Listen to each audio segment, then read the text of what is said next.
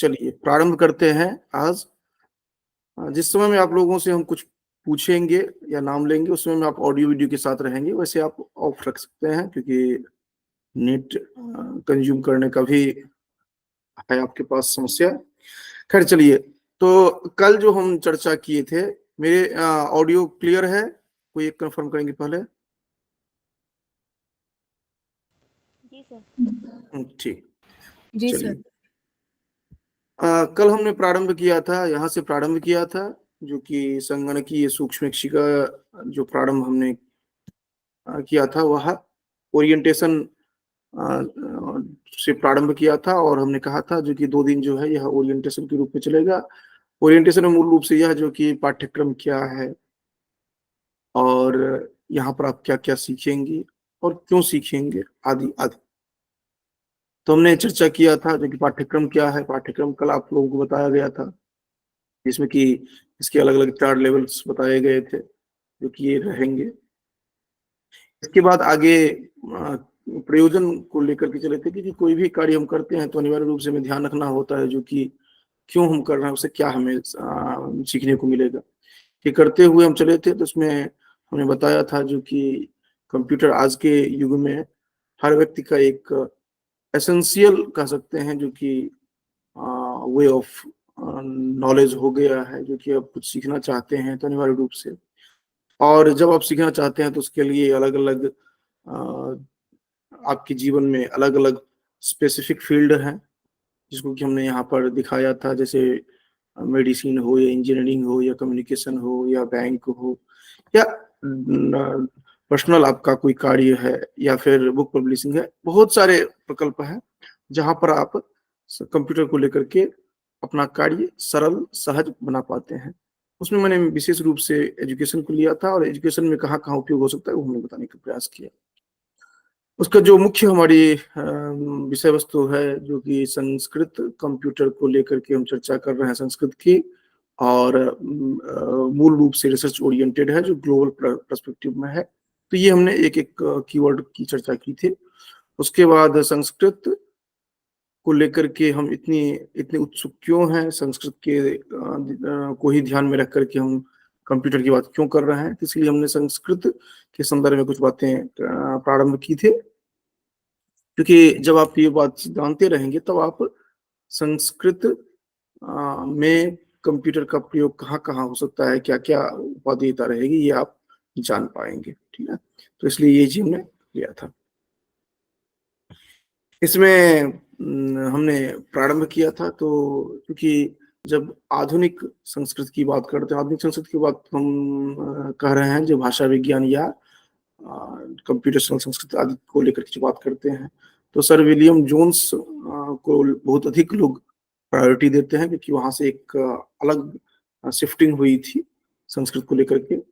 और इधर जो पॉलिटिकल लेवल पर जो संस्कृत की बात हो रही है, उसके लिए हमने यहाँ पर एक रेफरेंस दिया था, जो कि उस तत्कालीन प्रधानमंत्री जो थे, अर्थात 8 अप्रैल 1983 को जो उन्होंने संपूर्ण विश्वविद्यालय में जो उन्होंने स्टेटमेंट दिया था संस्कृत को लेकर के, वह हमने यहाँ पर तटस्थ होकर के रखने की कोशिश की। क्योंकि हम ये जानते रहे जो कि यह बहुत पहले से प्रयास चल रहा है, अचानक में एक कोई प्रयास नहीं होता है।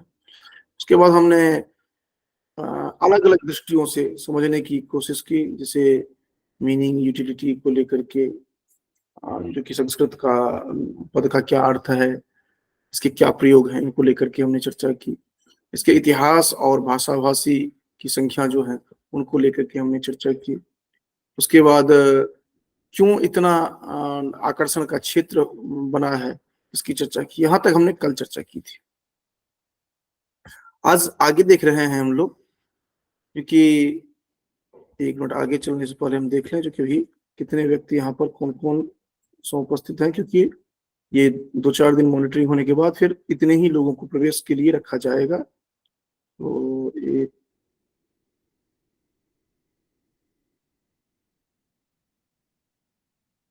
हाँ, इनमें आज कुछ 2-3 नए भी दिख रहे हैं जो ज्वाइन किए हैं।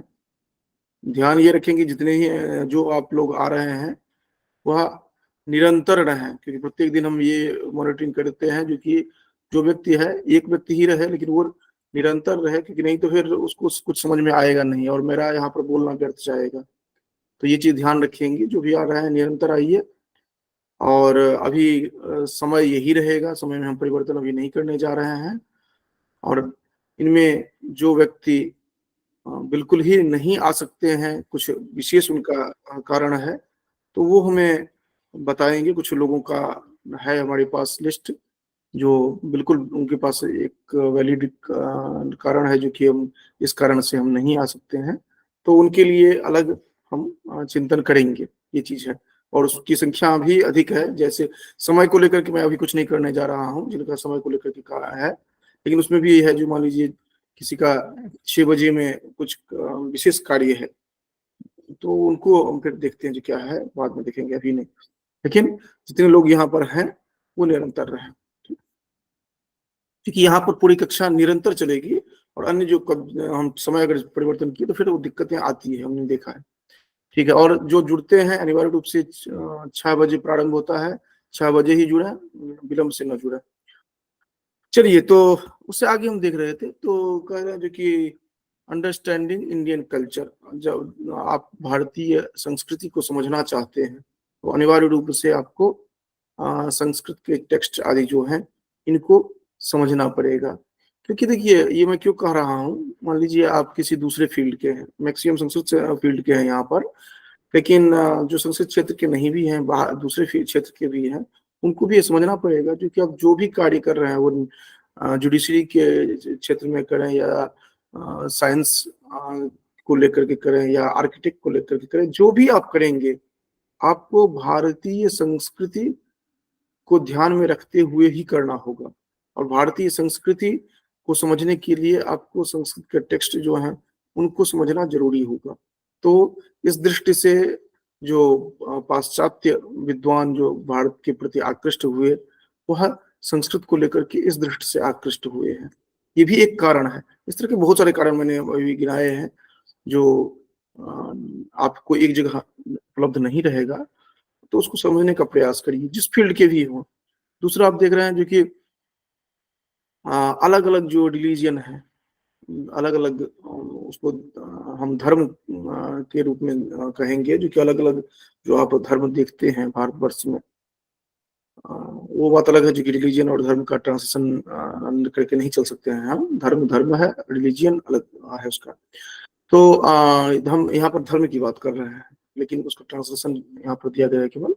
तो धर्म जो अलग अलग हैं उनको समझने के लिए आपको फिर संस्कृत के को लेकर के ही आगे बढ़ना पड़ेगा। और ये किस तरह से आप देखते हैं, जब आप कहते हैं इंडियन कॉन्स्टिट्यूशन आप पढ़ते हैं, तो वहाँ पर कहा जाता है जो कि भारतीय ये संस्कृति जो है वह सामासिक संस्कृति है।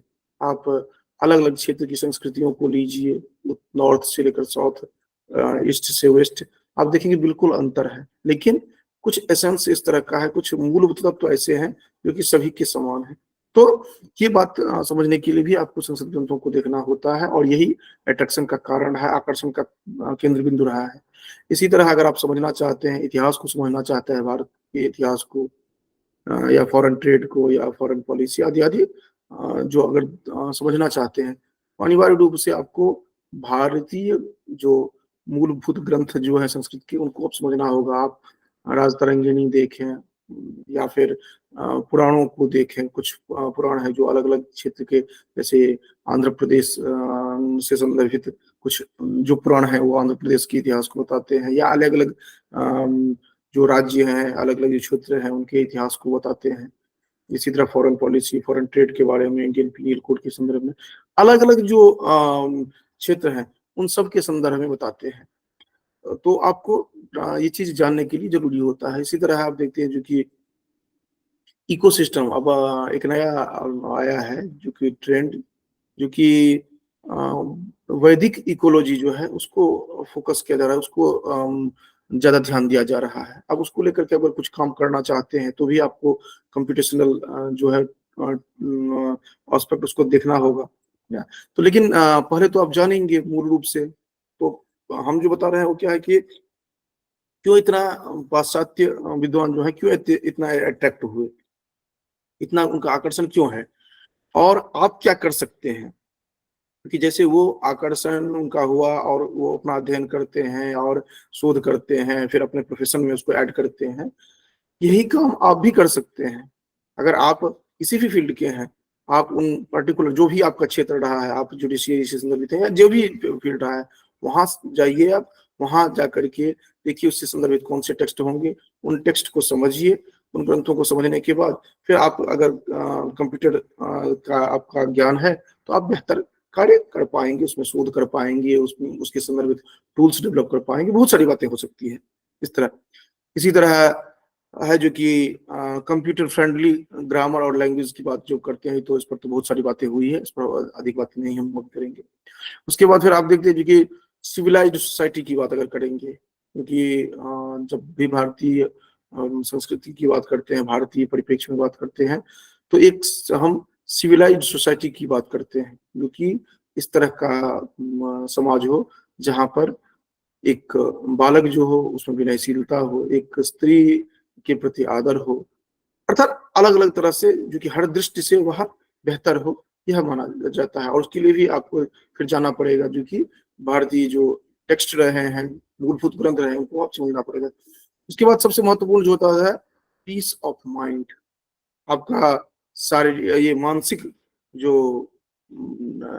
शांति है, यह सबसे महत्वपूर्ण हो जाता है। इसको आपको ध्यान में रखना होता है, और इसको लेकर के जो वर्ड पीस वगैरह की बात आप करते हैं, वह कभी संभव है जब आप मूलभूत ग्रंथों को आपने देखा है और उसके आधार पर जो कहा गया है उसका अनुगमन आप कर पाते हैं, ये महत्वपूर्ण हो जाता है।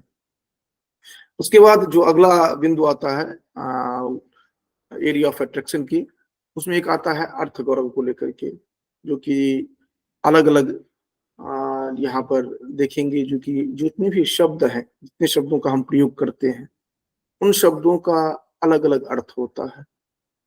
और एक शब्द के लिए आपको एक अर्थ के लिए अलग अलग आपको शब्द मिलते हैं। जैसे एक शब्द का अलग अलग अर्थ तो आपके समक्ष दिया गया है, जैसे कि भर्तृहरि, ये सॉरी हरि पद का अर्थ क्या क्या हो सकता है, तो यहाँ पर 22 हमने मीनिंग बताए हैं। इसी तरह एक वस्तु के लिए अनेक शब्दों का प्रयोग किया जाता है। जैसे अर्जुन पद के लिए आपको पार्थ, कौंती आदि बहुत सारे सिनोनिम्स मिलेंगे, पर्यायवाची। अब दोनों में आप देखेंगे जो बिल्कुल उसके अलग अलग अर्थ आपको दिखाई पड़ेंगे, उसमें कुछ परिवर्तन दिखाई पड़ेगा। जो अर्थ कौंतेय का है वही अर्थ पार्थ का नहीं है, ठीक है। इसी तरह जो अलग अलग सिनोनिम्स आप लेते हैं, हर एक सिनोनिम, हर एक पर्यायवाची पद जो है उनका एक स्पेसिफिक मीनिंग है, ठीक है। जैसे भगवान आशुतोष कहें या नटराज कहें, तो दोनों एक नहीं होंगे। कहने के लिए तो दोनों शिव हैं, लेकिन आशुतोष हैं जो जल्दी प्रसन्न होते हैं, ऐसे गुणयुक्त शिव हैं। तो ये आपको समझना पड़ेगा जब आप अगर इसको शब्द को लेकर के कार्य करते हैं कंप्यूटेशनल में फील्ड में, तो आपको इन बातों को समझना पड़ेगा। अगर आप ये बात नहीं समझ पाते हैं तो आप उसके साथ न्याय नहीं कर पाएंगे। क्योंकि मैं बहुत सारे लोगों को देखता हूँ जो कि संस्कृत को बिल्कुल साइड करके वो चाहते हैं जो कि हम दूसरे फील्ड को लेकर के कोई टूल बनाए या कुछ इस तरह करें, तो उसके साथ न्याय नहीं कर पाएंगे, ये चीज होता है। इसके बाद दूसरा हम देखते हैं जो कि ये हो गया, एक अलग फील्ड हो गया। इसके बाद आगे हम चलते हैं तो देखते हैं जो कि जो विश्व की जो अलग अलग भाषाएं हैं उनका उनमें सॉरी भारत की जो अलग अलग भाषाएं हैं उनमें से अधिकांश के जो उत्पत्ति स्थल है, ये आप देखते हैं। एक बात ध्यान रखेंगे, हम एक वेग में हम कह देते हैं जो कि संस्कृत सभी भाषाओं की जननी है। इस तरह के जो स्टेटमेंट है इनसे हमें बचना चाहिए, क्योंकि ये वस्तुतः सही नहीं है, ठीक है। ये अधिकांश जो भारतीय भाषा है उनका डेवलपमेंट जो है, उनका विकास जो हुआ है वह संस्कृत से हुआ है, यह नो डाउट यह है। लेकिन जब आप सभी कहते हैं भाषाओं की, तो उसमें केवल भारतीय, उत्तर भारतीय ही नहीं, दक्षिण भारतीय भाषा भी आते हैं और ये जो जितने भी पास ये वैदेशिक भाषाएं हैं वो सभी आ जाते हैं वारोपी भाषा परिवार के। तो ये चीज, ये कथन सही नहीं है, तो इसको ध्यान में हमें रखना चाहिए। इसके साथ साथ अगर इसके दृष्टि से देखा जाए कॉन्स्टिट्यूशनल संदर्भ में, तो जो भारत 8वीं अनुसूची में है उनमें 22 भाषाओं में से एक है। इसी तरह अलग अलग आप देखेंगे जो कि लोन वर्ड जो लिए गए हैं अधिकांश भाषाओं में वो संस्कृत से लिए गए हैं। उसके बाद जो 36 इंटरनेशनल लैंग्वेजेज हैं, आप 22 तो इंडियन लैंग्वेज को देखते हैं, 36 इंटरनेशनल लैंग्वेज को मान्यता दी गई है, जिसमें कि 21 भारतीय भाषा समेत जो 36 जो लिया गया है उनमें यह प्रमुख है। इसी तरह आप अन्य अन्य जो देखते हैं जो कि अलग अलग विदेशों को देखें, वहां पर संस्कृत को जो इम्पोर्टेंस दे रहे हैं, इम्पोर्टेंस दे रहे हैं क्योंकि वो प्रोफेशनल हैं, उनको संस्कृत से आस्था है ऐसा नहीं है कुछ उनमें, वो प्रोफेशन को ध्यान में रखते हुए ही संस्कृत को देख रहे हैं जहां से उनको लाभ मिल सकता है। और आप देखेंगे जो कि एक ही कंट्री की बात अभी मैंने यहाँ पर की है, इस तरह के असंख्य देश हैं।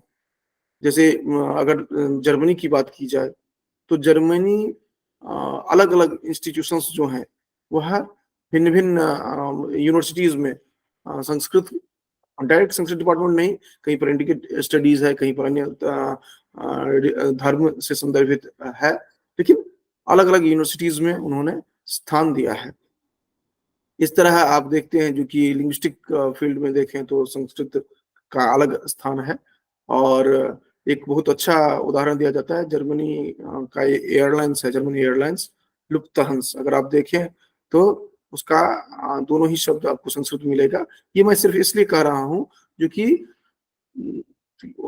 जहां पर व्यवहार में आ रहा है संस्कृत, उसका अभिप्राय है जो कि वह अधिक हावी है, तभी जाकर के वो आ रहा है। ये नहीं कि एक उदाहरण हमें मिल गया तो मैं आपको दे रहा हूँ, इसलिए कह रहा हूँ जो कि लुप्तहंस अगर दिया गया है तो वहां पर संस्कृत इतना हावी है जो कि वहां का ट्रेड आदि जो है उनमें भी उनको रखा जा रहा है, उनको ध्यान दिया जा रहा है, ये चीजें ठीक।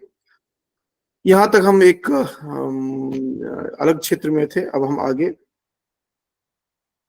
अलग तरह से आगे बढ़ेंगे, ठीक है। चलिए आगे हम अलग तरह से बढ़ेंगे, इसमें हम देख ले रहे हैं जो कि आप सभी कौन कौन यहाँ पर हैं। यहाँ पर अमित, अमित कहाँ से आप हैं? अपना ऑडियो वीडियो जी ऑन सर। करेंगे। हाँ नमस्ते सर। सर एक्चुअली मैं अभी बाहर में हूँ, स्टेशन पे हूँ अभी। अच्छा, कहाँ कहाँ हाँ, से हैं? मैं वेस्ट बंगाल कलकत्ता से। तो ध्यान रखेंगे, कक्षा में है तो बिल्कुल कक्षा में ही रहना है, ठीक ना। वो एक नहीं दो नहीं चल सर, अभी जाएगा, मेरी मेरी ट्रेन है इसीलिए मैं ठीक है, जाना तो पड़ेगा। कोई बात नहीं। लेकिन हाँ अनामिका सब ठीक है, कोई दिक्कत नहीं है। रंजीता, रंजीता जी सर, प्रणाम। अपना ऑडियो वीडियो ऑन करना है। अच्छा, तुम तो चिर परिचित में हो, ठीक है। तो कल कक्षा में थे? जी अच्छा, अभी तक में कोई जिज्ञासा, कोई प्रश्न? नहीं, सब क्लियर है। सब क्लियर है, चलो बहुत अच्छी बात है। जी पूरा समझ में आ रहा है तो इससे बड़ी बात क्या हो सकती है। आगे चलते हैं, और कौन है जो नए लिखे हैं। चलो, शैली दीक्षित, शैली दीक्षित, नमो नमः सर। शैली दीक्षित, हाँ नमो नमः सर।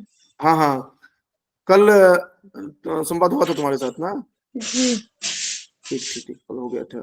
चलो, उसके बाद नेक्स्ट कौन है? ये शैलजा, नमो नमः सर।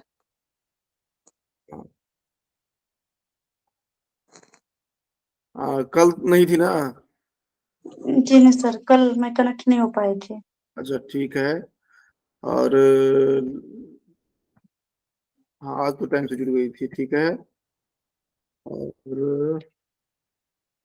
और कौन है एक, शिवम मिश्रा।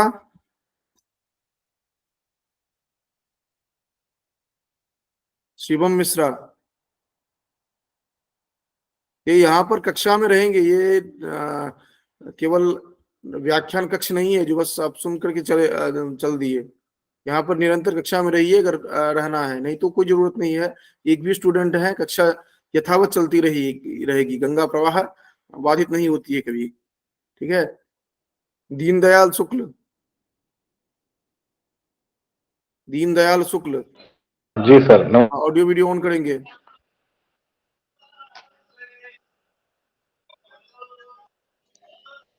दीनदयाल शुक्ल, ऑडियो वीडियो ऑन करना है अपना। चलिए, हाँ। आज प्रथम दिन जुड़े हैं ना, आज प्रथम दिन जुड़े हैं। हाँ आवाज नहीं आ जी रही सर, मेरी?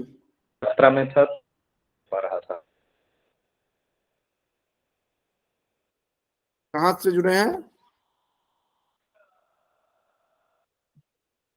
मैं लखनऊ है सर। अच्छा, लखनऊ से ही हैं, चलिए तो अच्छी बात है।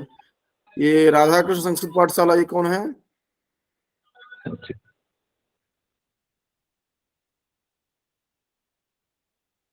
ये राधा कृष्ण संस्कृत पाठशाला, अपना ऑडियो वीडियो नमो ऑन नमः। करेंगे। अच्छा, हाँ, अपना परिचय दो, कहाँ से जुड़ी हो, क्या है? लखनऊ से। हम्म हाँ। अरे नाम अपना बताना है और कुमकुम कुमारी, लखनऊ से, मधुबनी जिला। ठीक है। आज पर प्रथम दिन जुड़ी हुई हैं। हम्म। हम्म, ठीक है। तो अब हम नेक्स्ट स्टेप में पहुंच रहे हैं, क्योंकि जितने व्यक्ति हैं वो अनिवार्य रूप से यहाँ पर कम से कम जीवित अवस्था में तो रहे हैं।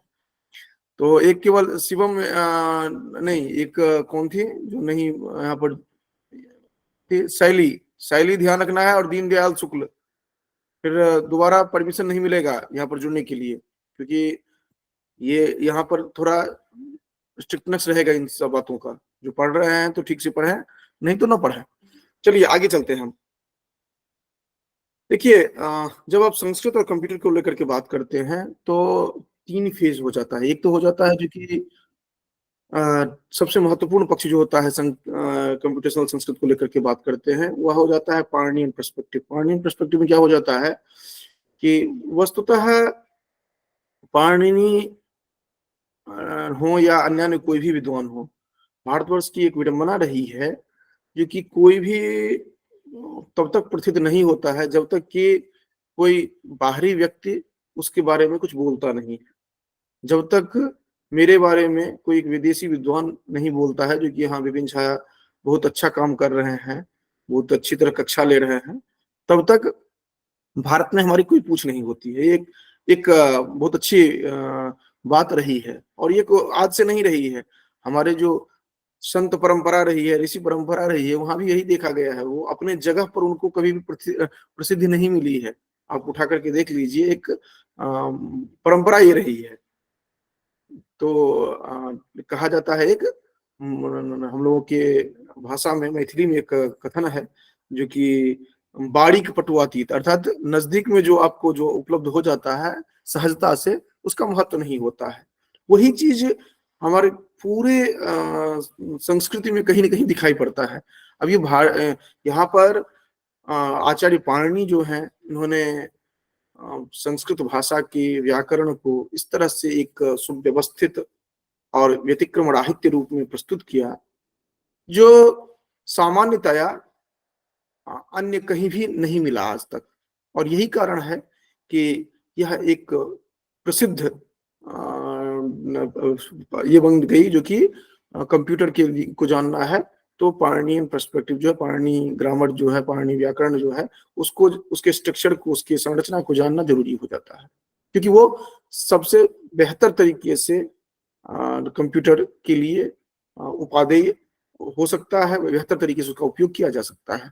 क्यों? क्योंकि उसका जो, उसकी जो संरचना है वो बिल्कुल मैथमेटिकल है, और सबसे महत्वपूर्ण है जो कि व्यतिक्रम राहित्य है। व्यतिक्रम राहित्य का अभिप्राय है जो कि जो एक नियम दिया गया है वो नियम परिवर्तित नहीं होता है, निरंतरता रहती है।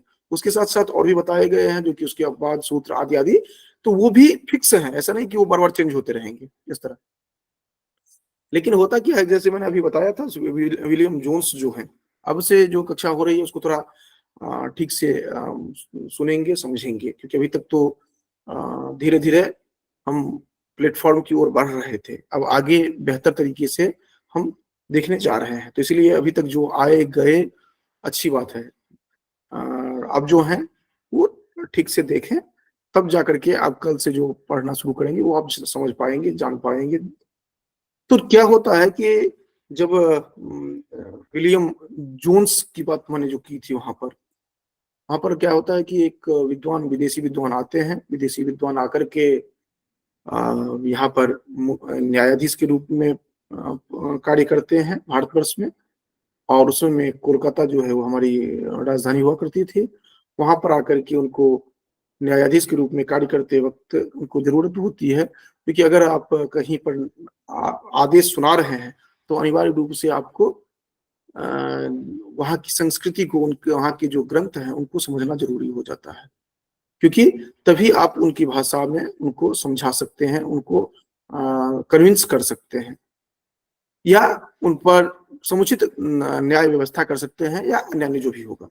तो इसके लिए उन्होंने व्याकरण और साहित्य पढ़ा, और उसकी एक बहुत लंबी कहानी है जो कि किसने किनसे पढ़ा, कितना धन दिया, क्या क्या, वो सब बातें हम नहीं चर्चा कर रहे हैं। हम चर्चा कर रहे हैं बस उन्होंने पढ़ा।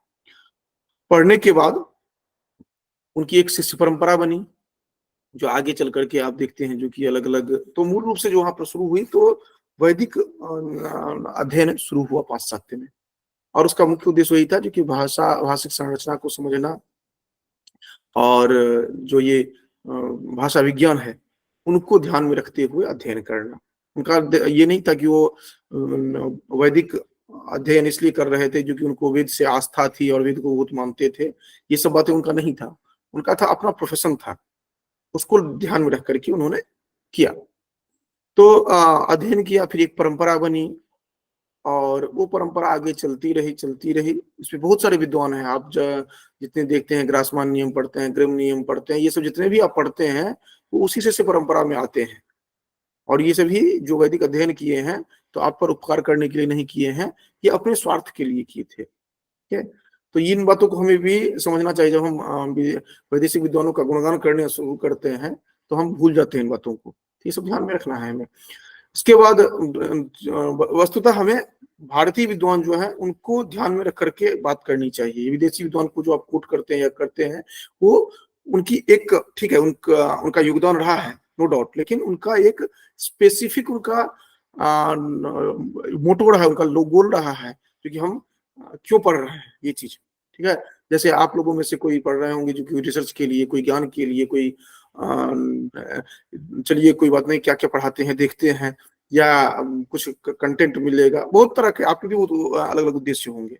ठीक है, और यही कारण होता है कि स्टार्टिंग की जो 5-7 कक्षाएं होती है वो मैं बिल्कुल अलग तरह का रखता हूँ, जो कि बिल्कुल आपको लगेगा ही नहीं जो कि आगे हम क्या पढ़ाने जा रहे हैं।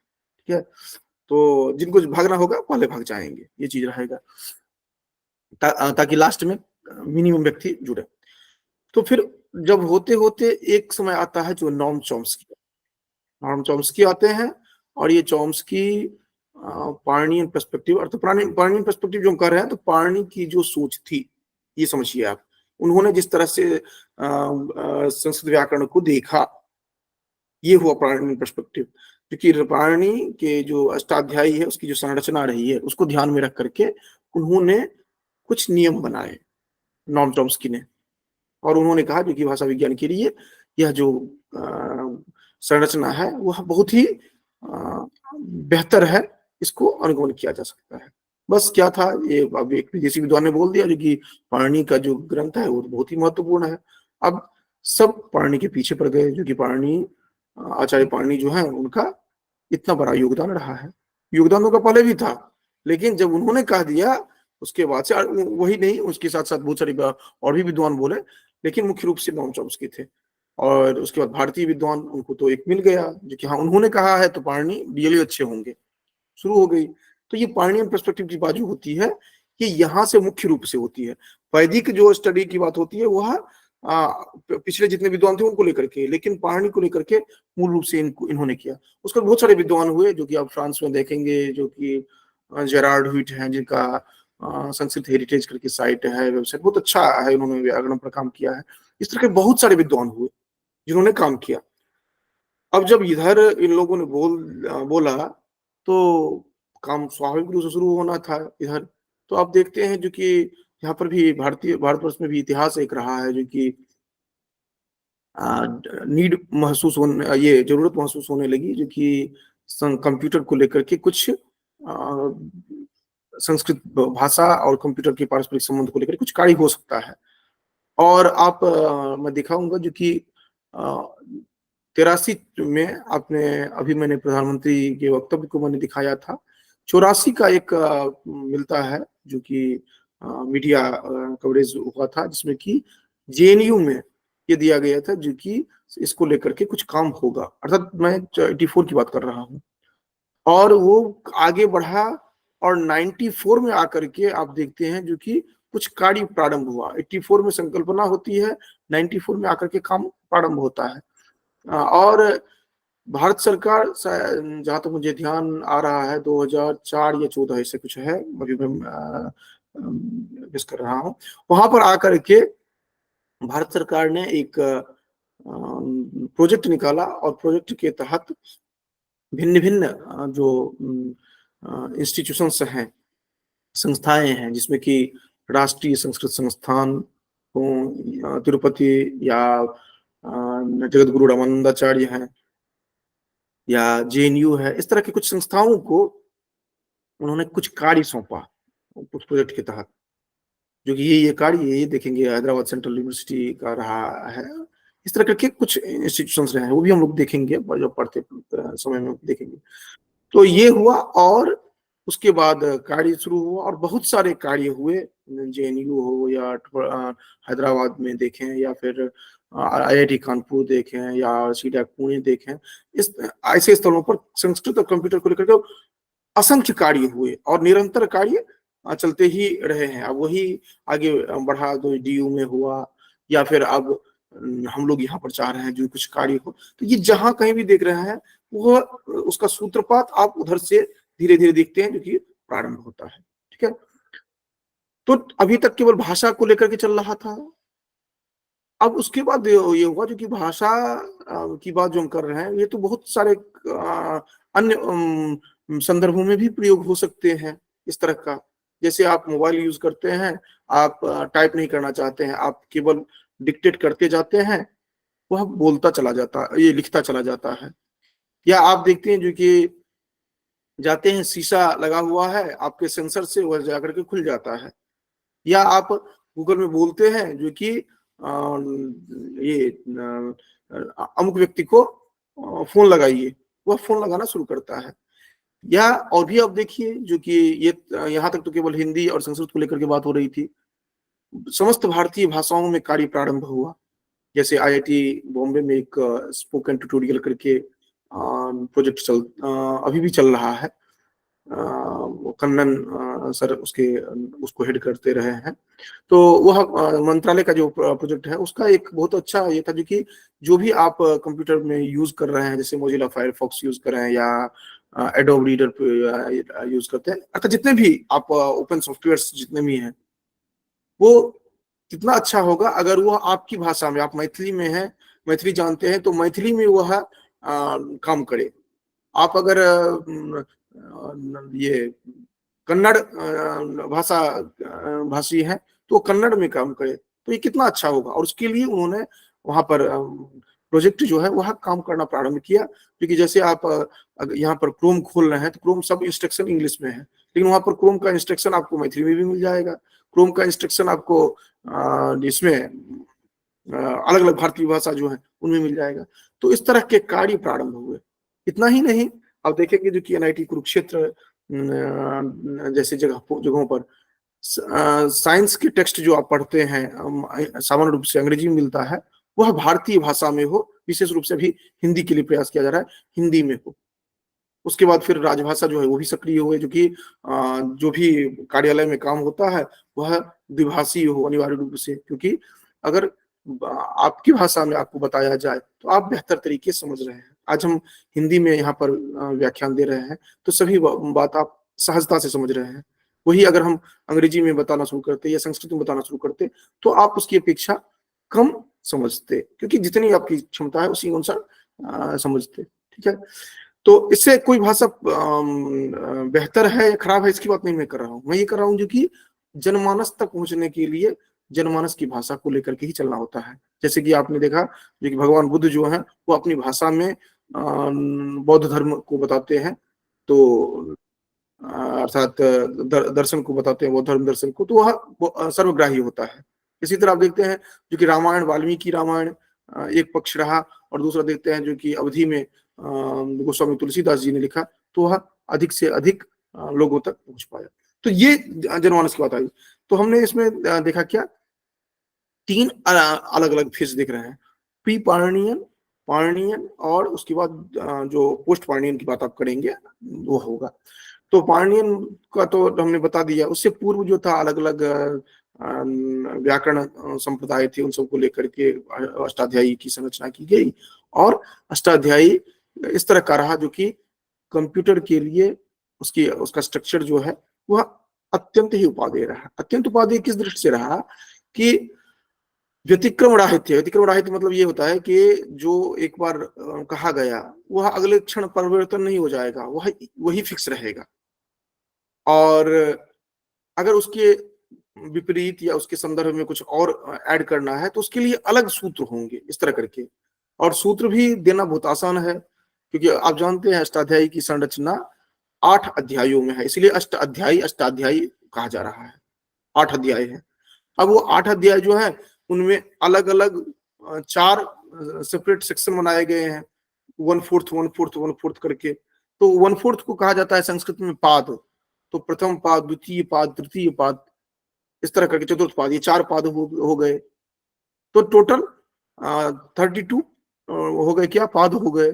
तो और हर एक पाद में कुछ कुछ सूत्र हैं, इसीलिए जब आप देखेंगे पाणिनि अष्टाध्यायी के सूत्र को तो वहां पर 3 डिजिट दिखाई पड़ेंगे, जैसे 1.1.1। तो कैसे क्या इंडिकेट करेगा, जो कि फर्स्ट चैप्टर का फर्स्ट सेक्शन का फर्स्ट सूत्र है वो, इस तरह करके आप देखेंगे। तो अब देखिए कंप्यूटर को देने के लिए आपके लिए बहुत आसान सा हो गया, जो कि आपको 8वें अध्याय के चौथे पाद का तीसरा सूत्र बताना है, तो पूरा सूत्र लिखने की जरूरत नहीं होगी। एक बार आपने सूत्र को डिफाइन कर दिया और फिर आप नंबर आपने डाल दिया तो वो वहां से डायरेक्ट ले लेगा। तो इस तरह करके कुछ जो बातें हैं, ये मैं एक लेमन की भाषा में बता रहा हूँ, वो और इतना सहज भी नहीं है और जब आप कोडिंग करते हैं तो, लेकिन ये एक बहुत ही महत्वपूर्ण पक्ष होता है, जो कि आप एक सिस्टमेटिकली आप कह सकते हैं ये चीज है।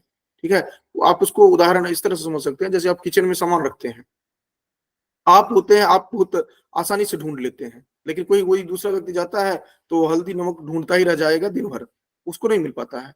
लेकिन यदि बनाया गया है एक ऐसे सिस्टमेटिक जिसमें कि दे दिया गया है जो कि हल्दी इसमें है, नमक इसमें है, और एक बॉक्स इस तरह का बनाया गया है, और सामान्य रूप से आप देखते हैं ट्रांसपेरेंट अगर ये उसके डब्बे होते हैं, आप आसानी से कोई भी जाएगा देख लेगा, हाँ ये नमक है, ये है। तो ये जो एक व्यवस्था बनाई गई है ये बहुत ही महत्वपूर्ण रहा है। ठीक है, इसके बाद देखते हैं जो कि फिलोसफी ऑफ लैंग्वेज की बात जो करते हैं, उसमें आप बहुत सारी बातों को देखते हैं जो कि आगे चल करके महाभाष्य आदि को लीजिए, या फिर आगे चल करके और भी आते हैं इधर दार्शनिक परंपरा में।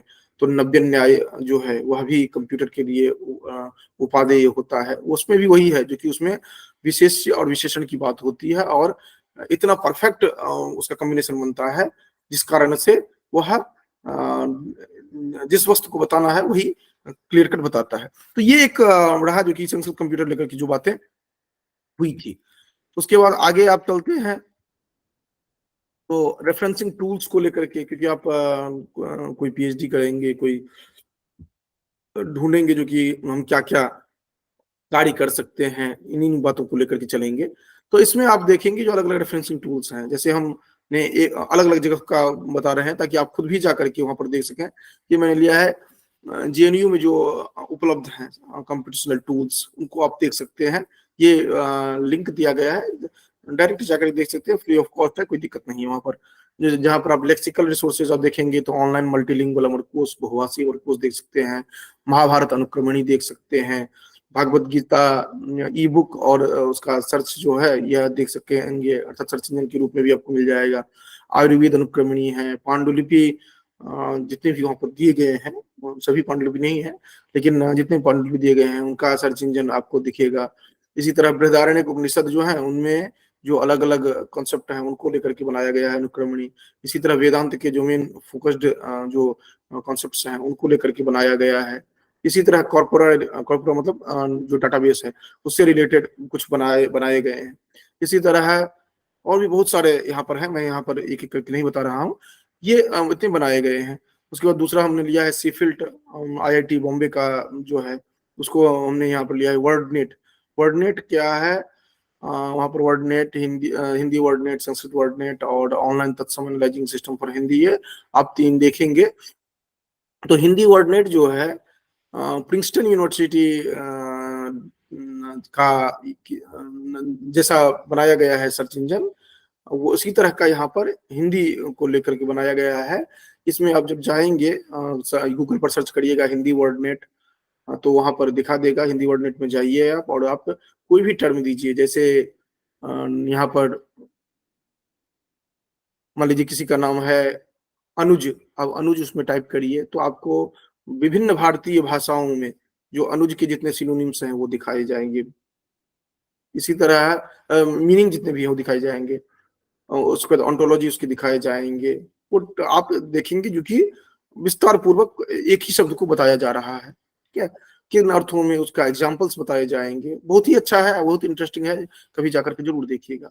इसी तरह से संस्कृत वर्डनेट प्रारंभ हुआ, लेकिन हालांकि संस्कृत वर्डनेट अभी तक बहुत कारगर नहीं हो पाया है, अर्थात उसमें अभी काम चल ही रहा है।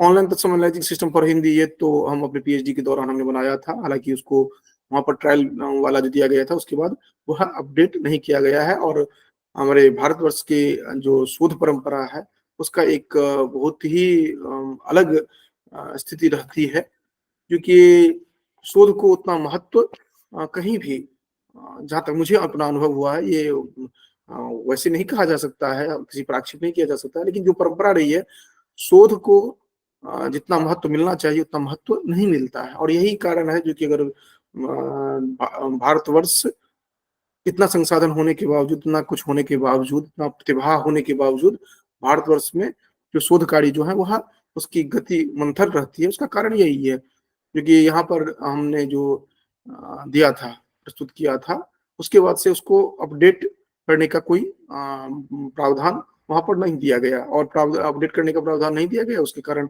ये है जो कि जो हमने उसमें अपडेट किया वो वहां पर हम पब्लिकली दे नहीं सकते हैं, और इसको हम वैसे पब्लिकली सर्कुलेट कर नहीं सकते क्योंकि वो आईआईटी बॉम्बे की संपत्ति होती है। तो इस तरह करके है। तो ये जो एक सिस्टम है हमारा सरकारी तंत्र जो है वो अलग तरह का होता है, तो इस कारण से ये थोड़ी सी समस्याएं है। तो इसी तरह है यूनिवर्सिटी ऑफ हैदराबाद को आप देखें, वहां पर आपको मिल जाएगा पद विश्लेषिका, संधि आदि आदि जितने भी हैं। अब आप कहेंगे जो कि ये आप पढ़ाना शुरू किए कंप्यूटर और ये सब क्या आप बता रहे हैं, कुछ समझ में नहीं आ रहा है। देखिए कंप्यूटर जो आप ग्राउंड लेवल से अभी प्रारंभ करेंगे तो क्यों करेंगे, उसका क्या जरूरत क्या है, कुछ तो आपके लिए फायदेमंद हो, तो आगे चल करके आप इस तरह के कुछ टूल्स बना सकते हैं, इस तरह के कुछ कार्य कर सकते हैं जो आपके लिए अर्निंग का साधन बन सकता है। तो वो जो हम बताएंगे जो कि ऐसे बनाया जाता है, तो इस तरह का एग्जाम्पल्स आपके पास होगा, उस तरह को पहले आप देखे होंगे, तो आपके लिए उपादेय होगा। आप बनाएंगे तो आपको लगेगा जो हाँ बनाएंगे तो कुछ इसका मार्केट वैल्यू भी रहेगा, नहीं तो उसका क्या मतलब है। अब जैसे अभी एक उदाहरण मैं बता रहा हूँ जो कि एक कोई ग्रंथ लीजिए, जैसे कोई भी एक साहित्य का हो, व्याकरण का हो, कोई भी ग्रंथ आपने ले लिया एक, और उसमें जितने भी टेक्निकल टर्म्स आए हैं या जितने भी कॉन्सेप्ट्स आए हैं उनको आपने छांट लिया और उसको छांट करके एक एनालाइजर बना दिया, एनालाइजर बना करके उसका टूल बना लिया एंड्रॉइड ऐप के रूप में, और उस एंड्रॉइड ऐप का आपने कीमत रख दिया जो कि 1000 पर डाउनलोड, ठीक। और फिर उसको बीच बीच आप अपडेट करते जाइए और अपडेट का अपना आप चार्ज रखते जाइए। आप संस्कृत फील्ड के नहीं हैं, लेकिन आपका एक आय का स्रोत वो बन सकता है। ये मैंने एक बताया, और वो आप पर निर्भर करता है आपका क्या रोल रहेगा। तो आपका रोल रहेगा जो कि आप अपना दिमाग इस तरह से चलाइए जो कि ऐसे ऐसे विषय वस्तुओं को खोजिए जो समाज के लिए अत्यंत आवश्यक है, मैक्सिमम लोग उसका यूटिलाइज कर सकें उसे, मैक्सिमम लोगों की मजबूरी हो डाउनलोड करना। जैसे आप देखते हैं अलग अलग डिक्शनरीज उपलब्ध हैं, लेकिन आज अगर आप ऑथेंटिक रूप फॉर्म में अगर आप चाहें, क्योंकि जैसे एक उदाहरण मैं बता रहा हूँ, ये शब्द कल्पद्रुम एक डिक्शनरी है। शब्द कल्पद्रुम में जो रेफरेंसेस दिए गए हैं वो रेफरेंसेस कहीं पर नहीं है। अभी जहां से बनाया था वहां भी नहीं बनाया गया इस तरह का, अभी उस पर चिंतन ही चल रहा है। अगर आप एक टीम बना करके अगर इस तरह का बना लेते हैं तो वह लाइफ लॉन्ग कितना उपादेय रहेगा आपके लिए, ठीक है। मैं नहीं कह रहा हूँ कि आप केवल पेमेंट से ही उसको करिए, लेकिन आपके लिए एक काम का हो सकता है, क्योंकि आप मेहनत करते हैं, आप उसको उसमें अपना तन मन धन देते हैं, तो आप उसके लिए चार्ज भी रख सकते हैं अपना, आपका जो रहेगा। तो इस तरह करके आप कर सकते हैं। तो इसलिए मैं अभी जो आगे जो बताना शुरू करूंगा, जो कि वर्ड एक्सेल से होते हुए आगे जो हम हाई लेवल पर जाएंगे, तो आप जानते रहिए जो कि क्या क्या आप कर सकते हैं, क्या क्या हो सकता है इसको लेकर के, और इसका उपयोग आप अन्य संदर्भ में भी कर सकते हैं। फिर जैसे अमर कोश, ये यूनिवर्सिटी ऑफ हैदराबाद, अमर कोश, धातु पाठ, ये सब बहुत सारे ये सब बन चुके हैं, जो मैं दिखा रहा हूँ ये बन चुके हैं। उसका वेब पेज जो दिखता है वो इस तरह का दिखता है। वहाँ पर डिक्शनरीज आपको ये थीसिस वगैरह मिलेगा, जो एमफिल और पीएचडी का जो पहले काम हुआ है वो थीसिस मिलेगा वहां पर। आप ये गवेषिका जो वहां पर बनाया गया है उसमें क्या होगा कि आप एक पूरा टर्म आपने दिया, उसका उदाहरण के साथ वो बताया जाएगा जो कि वह किस जेंडर में है, किस तरह से है, वो पूरा डिटेल बताएगा।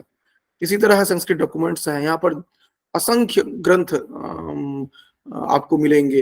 ये बहुत पहले से काम कर रहे हैं, अर्थात संस्कृत जगत में अगर कहा जाए जो कि रिसोर्स को किसी ने दिया है तो ये ओल्डेस्ट वन कह सकते हैं, क्योंकि टोरंटो में नंदू जी ने प्रारंभ किया था और इसमें बहुत परिवर्तन हुआ है।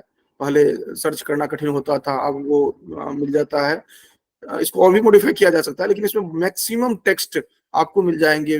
वैदिक टेक्स्ट जितने भी आप ढूंढते हैं, या लौकिक साहित्य संदर्भ में, या भक्ति साहित्य संदर्भ में, टूल्स संदर्भ में, बहुत कुछ इसमें मिल जाएगा। संस्कृत डॉक्यूमेंट्स जो है, इसका वेबसाइट मैंने यहाँ पर बता दिया था, sanskritdocuments.org।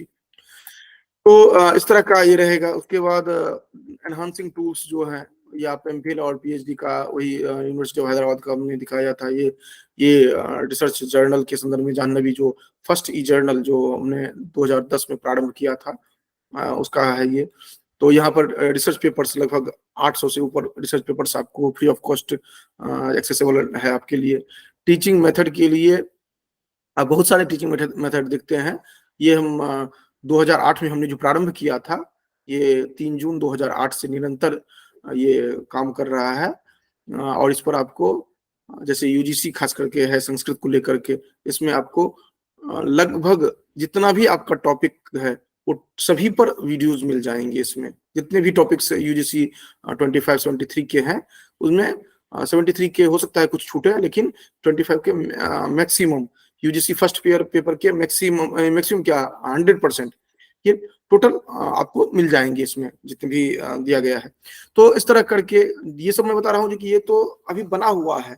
इस तरह के आप भी सोच सकते हैं जो कि हम क्या क्या बना सकते हैं, और उसको हम किस तरह से लोगों की मजबूरी बना सकते हैं, जो लोगों को खरीदना ही पड़ेगा, वो लोगों को लेना ही पड़ेगा, तो इस तरह से बना सकते हैं। ये तो एक कंप्यूटेशनल टूल्स के रूप में हम कर रहे हैं। और भी बहुत सारे हो सकते हैं जो आपके फील्ड के हो। मान लीजिए कोई आयुर्वेद पर काम कर रहे हैं, या मॉडर्न मेडिसिन पर काम कर रहे हैं कोई, तो मॉडर्न मेडिसिन और जो इंडियन मेडिसिन है उसको कंपैरेटिव कोई ग्लोसरी बन जाए, डिक्शनरी बन जाए, या कंपैरेटिव उसके जो कॉन्सेप्ट्स हैं उनके लिए एक लिस्टिंग बन जाए और उसका एनालाइजर बन जाए, तो उससे कितना काम होगा कि जितने स्टूडेंट्स हैं उनकी मजबूरी रहेगी, क्योंकि वो उस फील्ड को काम करना चाहते हैं और अपना समय बचाना चाहते हैं, तो आपका ऐप हो या वेबसाइट हो उसको वो एक्सेस करेंगे वो। तो इस तरह का है। तो ये बहुत सारी, या फिर आप इसका उपयोग करते हुए आप बुक के फॉर्मेट में उसको ला सकते हैं। आप मान लीजिए ऐप में नहीं जाना चाहते, कोई बात नहीं, आप बुक के फॉर्मेट में उसको ले आएंगे, लेकिन कंप्यूटर का उपयोग करते हुए करेंगे आप एक्सेल में डाटा तो कलेक्ट करेंगे ही, और उसके बाद उसको एनालाइज तो करेंगे ही। तो ये पूरा आप कर सकते हैं। जैसे ये दिया गया है भारतीय भाषाओं के संदर्भ में, ये सॉरी ई लर्निंग टूल्स को लेकर के दिया गया है, जिसमें कि आप देखेंगे एक हितोपदेश पंचतंत्र को लेकर के बनाया गया है, जो कि कार्टून टाइप में। अब देखिए बच्चे आजकल मिक्की माउस अगरम बगरम पता नहीं क्या क्या देखते रहते हैं। अगर आप भारतीय संस्कृति से संदर्भित जितने भी टेक्स्ट हैं जो भारतीय संस्कृति को बढ़ावा देते हैं, जैसे आप हितोपदेश ले लीजिए आदि आदि, उसमें कितने या फिर पंचतंत्र है, उसमें कितने अच्छी अच्छी कहानियां हैं, और वहां पर अलग अलग जो जातक कथाएं हैं उनको लेकर के अगर आप एक कार्टून टाइप में बना लेते हैं उसी तरह, तो बच्चे के लिए वह उपादेय होगा। जो अन्य व्यक्ति इधर जिंगल वेल करते रहते हैं वह इसको लेकर के काम कर सकते हैं। मतलब मैं ये कह रहा हूँ जो कि एक साथ आप इस तरह करिए जो कि आप जब आप व्यापार की दृष्टि से देखते हैं तो व्यापारिक दृष्टि से देखिए, अगर आप नॉलेज डिस्ट्रीब्यूशन की दृष्टि से देखते हैं तो उसको उस दृष्टि से देखिए। जिस दृष्टि से आप देखते हैं ये आप पर निर्भर करता है कि आप किस तरह से ले रहे हैं और किस तरह से क्या करना चाहते हैं, ये आपके लिए महत्वपूर्ण होगा। उसके बाद जो रिसर्चर हैं उनके लिए, जो पहले ओल्ड साइटेशन सिस्टम था अब मॉडर्न साइटेशन सिस्टम हो रहा है। ये साइटेशन सिस्टम क्या है कि जो आप लिख रहे हैं, रिसर्च पेपर लिखें या ग्रंथ लिखें, तो आप जैसे बताते हैं जो कि आप लोग यहाँ पर मान लीजिए 10 लोग हैं, 16 लोग हैं यहाँ पर, तो मान लीजिए आप बताते हैं जो कि मेरा नाम आप कहते हैं जो कि उन्होंने ऐसा कहा है, तो उन्होंने जो ऐसा कहा है तो मैंने किसी ग्रंथ में कहा होऊंगा मैं, या कहीं पर व्याख्यान में कहा था मैंने, किसी वीडियो में मैंने कहा है, या कहीं पर लिख करके मैंने दिया है, कुछ तो होगा। जो होगा उसका एग्जैक्ट रेफरेंस देना होता है। जैसे आप कहेंगे ना जो कि जब वह 6 से 7 में इस कक्षा को पढ़ा रहे थे, इस तिथि में जब पढ़ा रहे थे तो उस समय में इस स्लाइड के को एक्सप्लेन करते हुए उन्होंने ऐसा कहा था, ये कहते हैं ना। तो यही चीज कहना जरूरी होता है ताकि आप का ऑथेंटिकेशन रहे, जो कि आप सही कह रहे हैं। आप जैसे लिख दिए जो ऋग्वेद में ऐसे कहा गया है, तो उससे थोड़ी काम चल जाएगा। ऋग्वेद में कहाँ कहा गया है, उसका जो संपादक कौन रहे हैं, उस पर्टिकुलर जो ग्रंथ प्रकाशित हुई थी, किस वर्ष प्रकाशित हुई थी आदि सब कुछ आपको देना होगा। पेज नंबर क्या था, या आप बताते हैं जो कि मंडल क्रम आदि जो बताते हैं वह आप रेफरेंस के रूप में देंगे।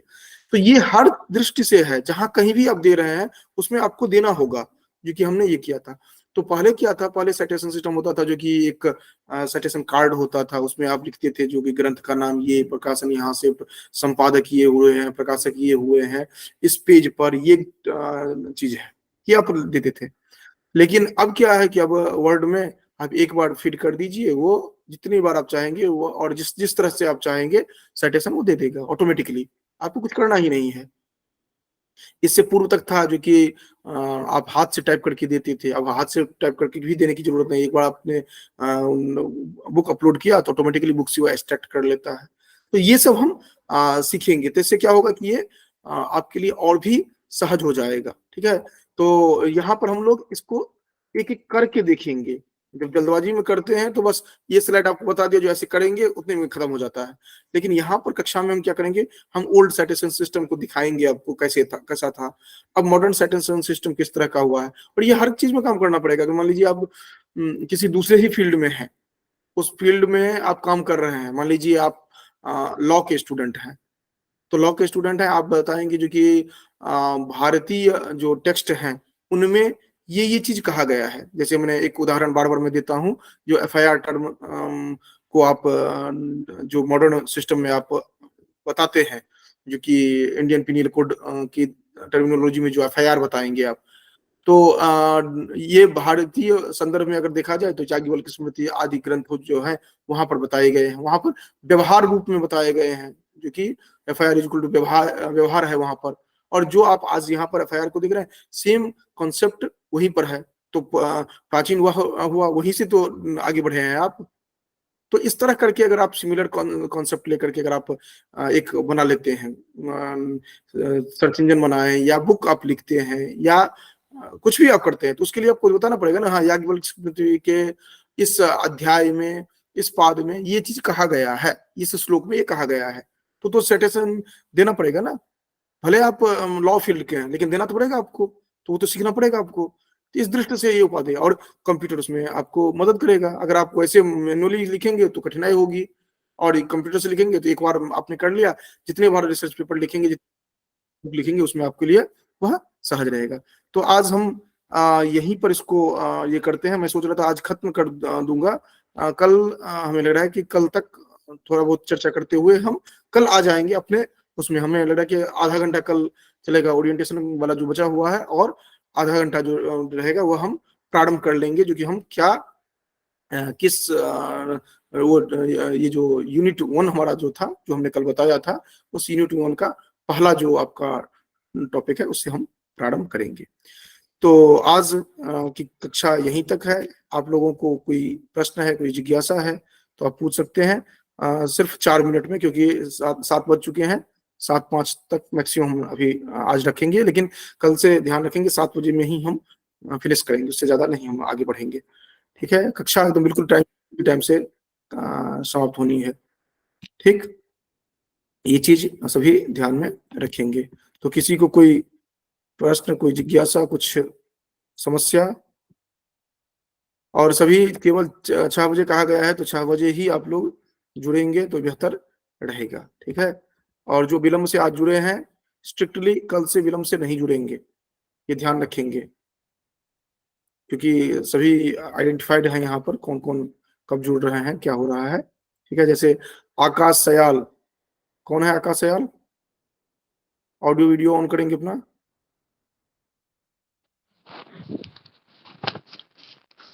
ऑडियो वीडियो ऑन करेंगे, कौन है आकाश सयाल? जी जी। कल जुड़े थे? नहीं गुरुजी, कल नहीं आज जुड़ भी पाया विलंब से मैं। जुड़े, तो कल से ध्यान रखना है। कल 6 जी गुरुजी। AM 7 ये जुड़ना है, इसे ध्यान रखना है। ठीक है, तो आज हम यहीं जी पर समाप्त कर रहे हैं। आज जितने लोग जुड़े हैं उसमें मैक्सिमम कल वाले ही हैं, 3-4 लोग आज नए हैं, तो ध्यान रखेंगे। और कल हम लिंक चेंज करेंगे। ठीक है, तो जितने लोग आज जुड़े हैं या कल जुड़े थे उतने ही लोग ज्वाइन करेंगे, अन्य को नहीं ऐड करेंगे उसमें। ठीक है, तो लिंक अनिवार्य रूप से जो जो आज जुड़े हुए हैं वो हमें टेक्स्ट करेंगे। उसमें भी जो रजिस्टर्ड हैं, कुछ व्यक्ति इसमें मैं देखता हूँ जो कि नहीं, मतलब वो सभी रजिस्टर्ड हैं। अनिवार्य रूप से जो आज जुड़े हैं वो हमें केवल लिंक करके एक टेक्स्ट मैसेज कर देंगे व्हाट्सएप पर, तो लिंक मैं नया लिंक दे दूंगा, और पुराना लिंक नहीं काम करेगा। ठीक है, चलिए, धन्यवाद सभी को। नमो नमो।